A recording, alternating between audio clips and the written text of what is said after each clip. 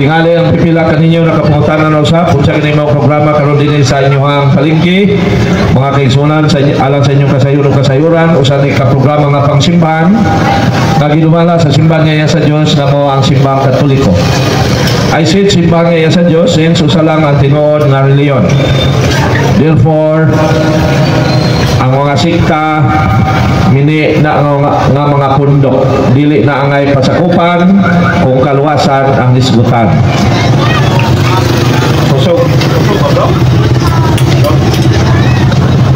So sa tanan nga niya karon mga non-Catholic o mga Katoliko naot nga inyong atagan ng panahon ang pagtuki sa atong sa matuod na reliyon aron sa inyong pagbiya din sa kalibutan o sa lang ang inyong sakuan kundi ingarian sa atong nalitong amahan. So dili mga igsoon never may mamilsonal pero hait o doon ay mga tayo na hait na nga mo isulti kay mo ingon yun may nga mga pastor sa lain sikta mini na nga mga magtutudlo. Ang mga pari lang sa simbahan ngayon sa Diyos na dahil sa pagtawag o Roman Catholic mao lang na ang tinuod na magtutudlo. So sakit man ang moingon ta nga mga pastor sa lain sikta mini so pwede mo mangutana din mga igsoon no kay nga amo din mao man ang pagpanubag gamit ang kamaturan sakit man o dili. So unang-una ang purpose din aron mapalapna o mapasabot sa katawhan ng simbang Katoliko mo ang tinuod na simbahan. Aron sa ingon ang among mga kaigsunan na nalimbungan sa mga pastor makasabot sila o bumalik sila sa simbahang Katoliko. Mga igsoon ko mga Katoliko nga nanakaroon sa mga lain sikta kami naghago alang kaninyo o kaninyo mga Katoliko nga napa sa itong simbahan. Aron dili mo mahimulag sa simbahan o kamong nahimulag na mo mga kaigsunan na sa nagkadayang sikta may balik mo sa simbahan aron sa inyong pagbiya dili sa libutan dili mo may tupawak sa kaalautan. Mga igsoon once ang tao magpasakop lang sa sikta magpasakop lang sa born again Baptist Methodist saksi sa Balista Iglesia ni Cristo ng Manalo sama na nga gusto siyang maimperno sakit pero huwag itayin mo no sa ilo agin sorry yun akong balikon basta sakop lang ka sa Balista Foursquare Baptist Methodist Iglesia ni Cristo Manalo saksi ni Juba sama na nga gusto kang maimperno kaya ang gitukod lang sa Ginoo mo'y angay pasakupan kung ang tao gusto makasulod sa gingharian sa Diyos. O kining maong simbahan walay lain kundi ang simbahan Katoliko. So dini mga igsoon among ibatbat ang mga kabaturan unya akong balikon modawat rig mga pangutana bisan unsay mga pangutana bisan kinsay mga mangutana kay dili ni sama sa mga minik na mga pundok nga nandani sa mga Katoliko nga dili mo dawat o mga pangutana. So kapo mga pastor kung na may pastor din nga naminaw undangin na ninyo ang pagpanglimbong sa mga kaigsunan mga Katoliko pinagi sa inyong pagdani kanila nga mobalhin sa inyong grupo kay manubagin mo ana sa Ginoo kung maimpierno na sila sama kaninyo murag judgment no pero wag itayin mo basta mini gani ka nga magtutudlo pastor ka sa lain sikta sama ra nga nandani kang mga tao nga maimpierno kaya ang gitukod lang sa Ginoo mo'y angay na to pasakupan og tuuhan o ang mga magtutudlo nini mao lang ang atong tuuhan. So dito mga igsoon among ibatbat nga ang Roman Catholic Church mao ang Christian religion.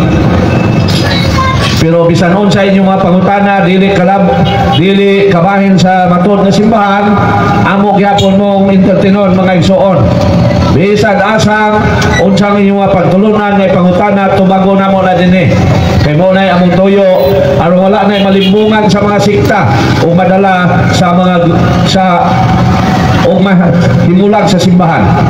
Kaya mga lain sikta, mga igsoon, mga pastor, ang trabaho niya na manglimbong lang sa mga inosenteng Katoliko. Aron ang mga Katoliko malayigong kay Balo, mubalhin silang grupo sa usalang kakatuyuan aron makubrahan og 10%. So ang tumong sa mga pastor, mga igsoon, nga nung mangdanin sila sa mga Katoliko, mga ginang panapi, gigamit nila ang reliyon sa pagpadato. Nawato basahon mga igsoon ang 1 Timoteo 6:5. Kanang gingon sa mga lain sekta na Biblia lang basihan, dire, pangutana mo, kay Biblia lang atong basihan. Kung gikinahanglan mo gamit ang history, gamit ang history. Pero kung gikinahanglan na kung Biblia lang, Biblia lang. Kay kami nagtuon na po sa balang kasulatan. So dili mga igsoon, gipahayag na ang tuyo sa mga tao nga magsaka-saka sa mga balay sa Katoliko, maurag yun ang pagpanapi sa mga Katoliko nga madala sa ilang grupo. Anoan? Kay ilang gigamit ang reliyon o ang pagtulunan sa Dios sa pagpadato. 1 Timoteo 6:5. O walay huno nga panaglali sa mga tao nga dili makasabot o wala na magbaton sa kamatuoran. Naghuna-una sila nga ang relihiyon o sa kapaagi sa pagpadato. Mora ni purpose mga igsoon. Nganong dunay mga pastor sa lain sikta nga magsigig pangdani sa mga Katoliko nga mubalhin sa ilang grupo. Kana radyong 10%. Nawato basahon ang Tito 1:11 nga magsaka-saka sa mga balay sa Katoliko pangwarta na gituyo. Gingon din kinahanglan din lang sila pagpanudlo kay nagsamok sila sa mga panimalay pinagis pagtudlo sa dili unta angay itudlo tungod lamang sa makauulang tuyo sa pagpanapi. So kamo mga kaigsoon na mo mga Katoliko nga nakapaminaw karon, ayaw gyud mo padala sa mga pastor.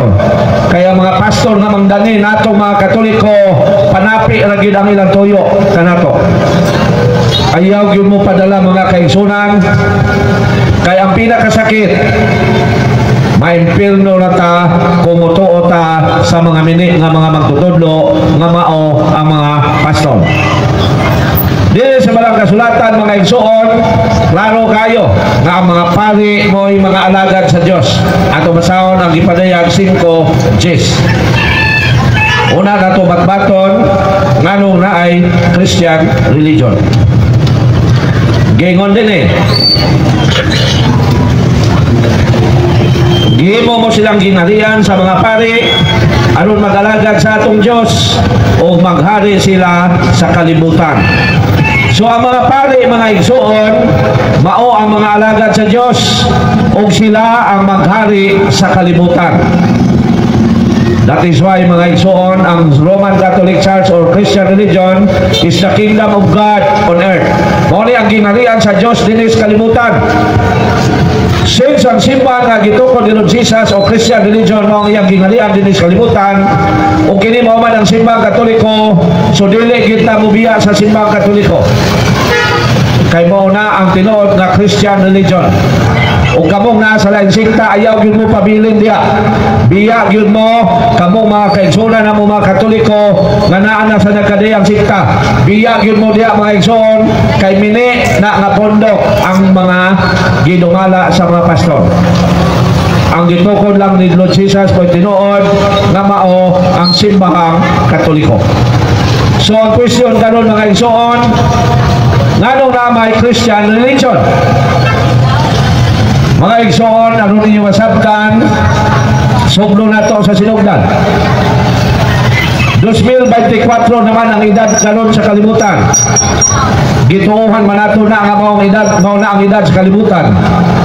So asa man diyang tuiga ang pagtukod ni Lord Jesus sa iyang katawan. Pero ang question pag yun, alang sa wala masayon, asa man gibase ang 2024 na gituuhan karon na edad sa kalibutan. Daghan kayo mga tao sa kalibutan, gani mga Katoliko, naapay mga Katoliko nga wa kabalo, asa gikan ang 2024.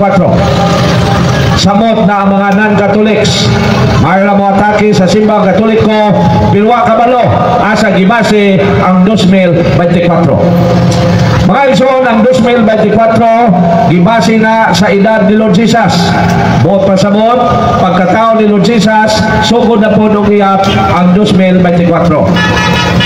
Ang 2024 mo ni ang gitawag og Anno Domini, tuig sa Ginoo, or sa English, Year of the Lord.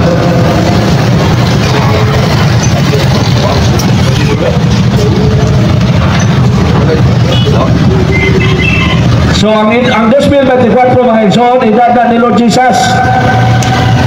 Buot pasabot, gikan sa pagkatao ni Lord Jesus, milabay na og 2024 katuig. O sa pag-edad ni Lord Jesus, mga igsoon, og 30, iyang gitukod ang Christian religion. Ingon din sa San Lucas 3:23. Mga 30 na ang panuigon ni Jesus, pagsugod niya sa iyang buluhaton. Nagtuwa ang mga tao nga siya anak ni Jose, nga anak ni Heli. So pag-edad ni Lord Jesus, og 30, nagsugod na siya panudlo. Og namatay siya tuig 33. Buot pasabot, tulo ka tuig niyang pagpanudlo.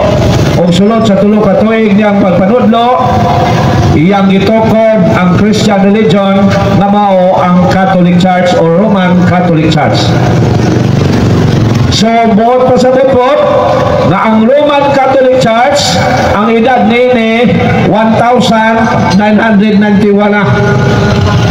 Kunya, supakon lang ta ng Samadista, supakon lang ta ng Saksi ni Juba, supakon lang ta ng Iglesia ni Cristo Felix Manalo, supakon lang ta ng Born Again. Mga igsoon, kung what ay tuon, makatuon ta nila, pero magtuon ta, makaingon nyo ka, namini na nga pundok sa reliyon. Sa laing pagkasulti, ang miatake sa simbang Katoliko, dili na reliyon. Mga ordinaryo na ng grupo, tinukod og mga tao. Nga ginigos, gamit sa reliyon, aron madato. Tinaw mga igsoon. So, pag-edad ni Lord Jesus Christ o 20, ngatos 33, gitukod niya ang Christian religion. O iyang sugo sa pagsangyaw. Gingon din sa San Mateo 28, pero basahon ka na to, San Mateo 16, 18.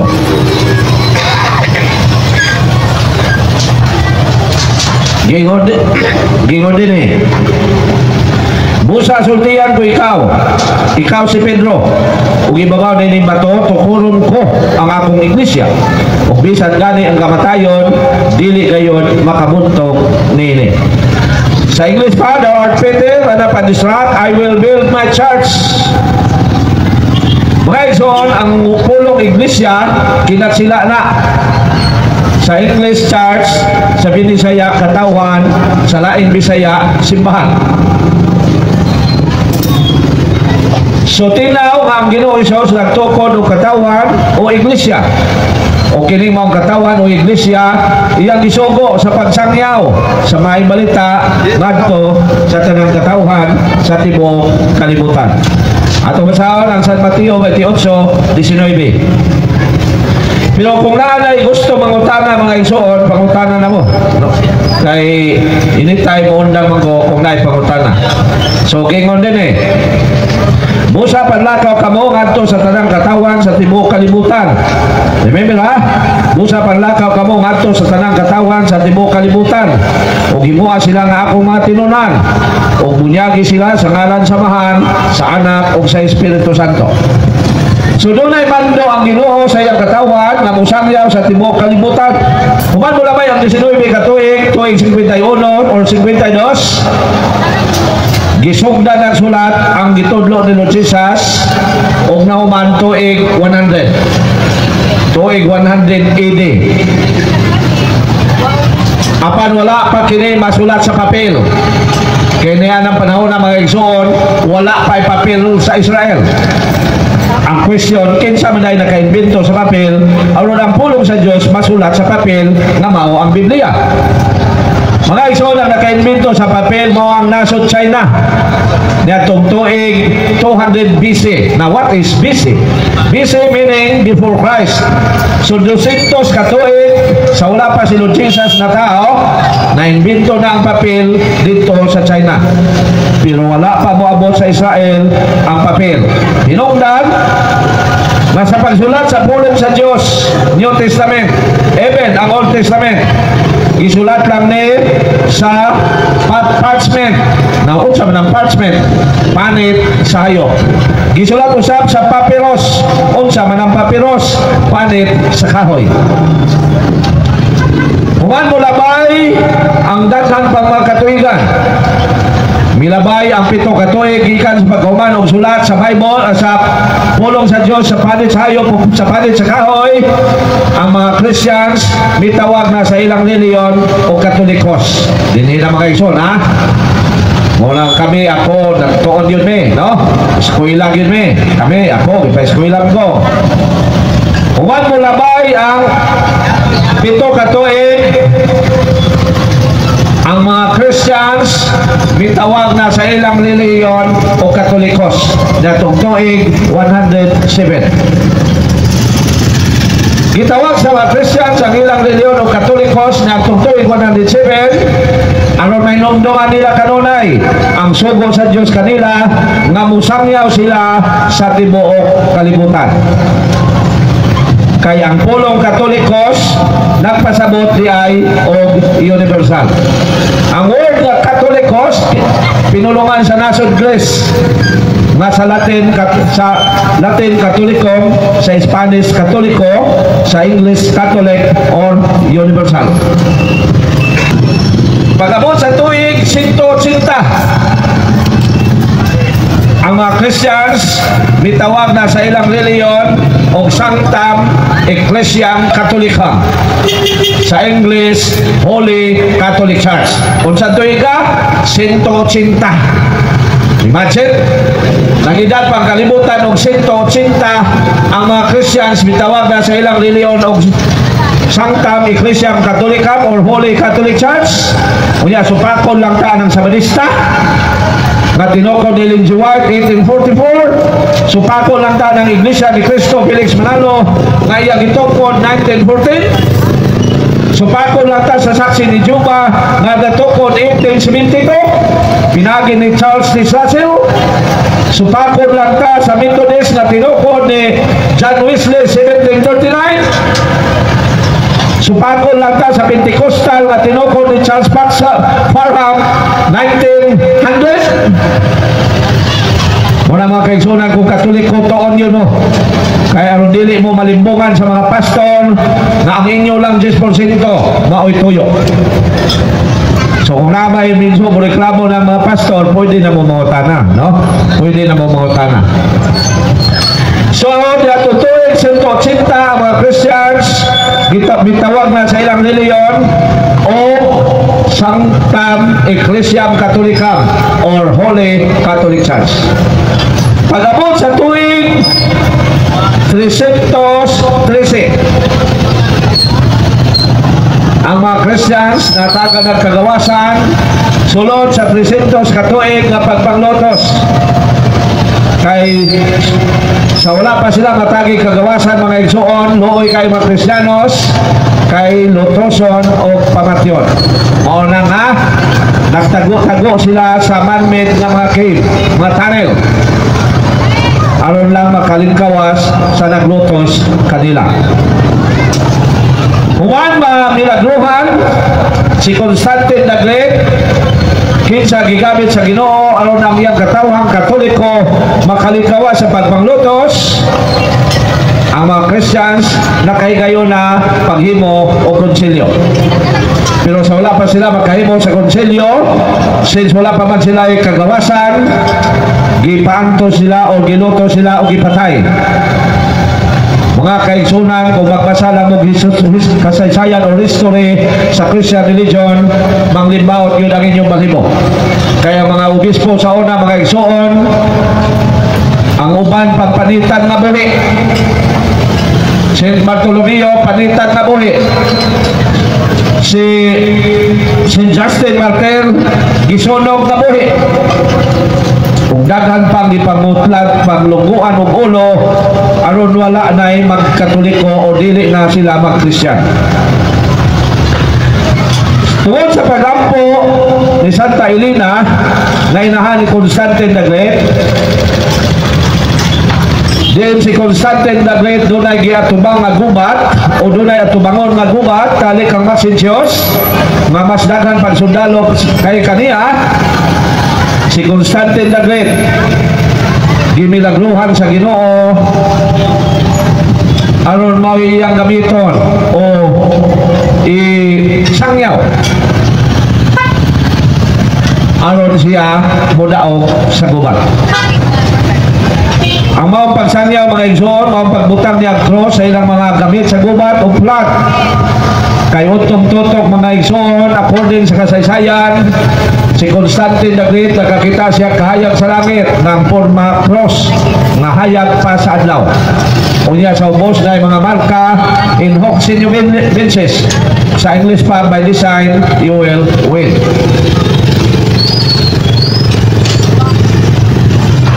Gibutang ni Constantine the Great ang maong timaan sa cross sa ilang mga gamit sa gubat.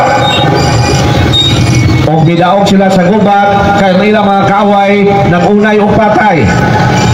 O gideclare ni Constantine the Great na it is true, according to him, that the God of Christian religion is a very powerful God. Muna nga, mihatag siya kagawasan sa mga Christians. Iyang gideclare, itong tuig 313, mawala na yung mga hilabot sa mga Roman Catholic Church or Christian religion. O dito, nakabaton silang kagawasan. O pag-abot sa tuig 325, ang mga Katoliko nakahimo sa ilang unang konsilyo pangkinatibukan. O dito, ilang gipayag nga ang timaan sa ilang reliyon mao ang unang sangtang Katolikang apostolikang, sa English pa the One Holy Catholic and Apostolic Church. Unsa tuiga 325. Grabe, no? 325 pa ang edad sa kalibutan.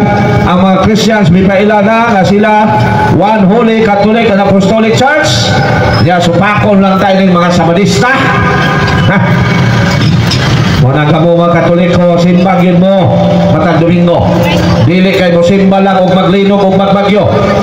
Aron dili in taon mo malimbungan sa mga pastor na nagsigig limot-limot kaninyo. Aron mangdani, aron sa ingon makakubra ninyo 10%. Mga iso na mga pastor sa lain sikta, gihulagway na sa Ginoo nga mura sila og daotang espiritu o mao ang yawa. Sorry kayo ha. Kung na mga pastor, sorry kayo. Gipahayag na sa Ginoo nga kanang maglibot-libot sa mga balay sa Katoliko. Gipahayag na sa Ginoo nga mura na sila giyawa.